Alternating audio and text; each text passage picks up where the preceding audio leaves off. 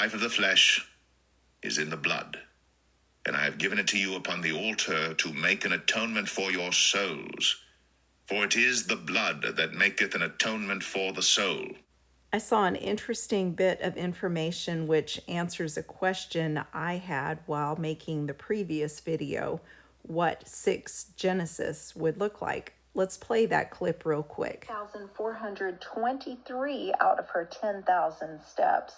And under her vital censoring, it says she has type O negative blood. A recent news article talking about synthetic blood said it is a freeze-dried nanoparticle-based blood that mimics the shape and function of red blood cells. The following news clip was uploaded to YouTube 16 years ago. The man who's being interviewed is connected to the making of the synthetic blood now. Enter Dr. Mark Turner, a cell biologist from Scotland who's received a multi-million-dollar research grant to make blood in his lab from human stem cells. These cells are being generated from human embryonic stem cells, which themselves are generated from 3 to 5 day old human embryos.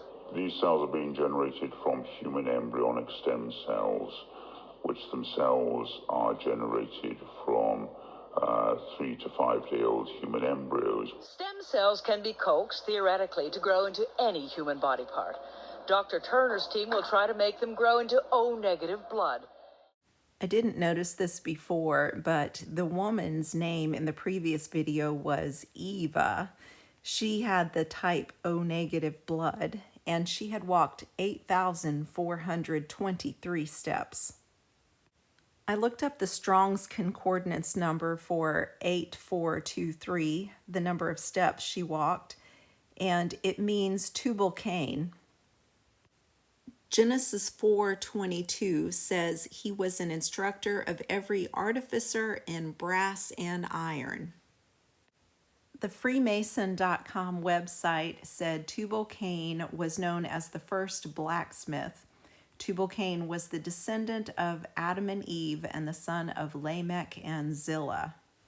So the video we just looked at previously has the woman's name as Eva with O-negative blood, and the number of steps she walked is the same number as the Strong's Concordance for the first artificer of iron and brass, Tubal Cain.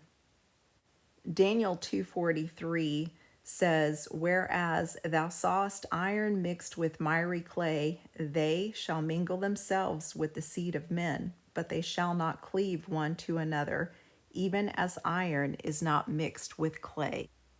What would it look like for they to mingle themselves with the seed of men and have artificial blood using nanoparticles? What would it do to the human body? How much would it change us and who we are and what we become?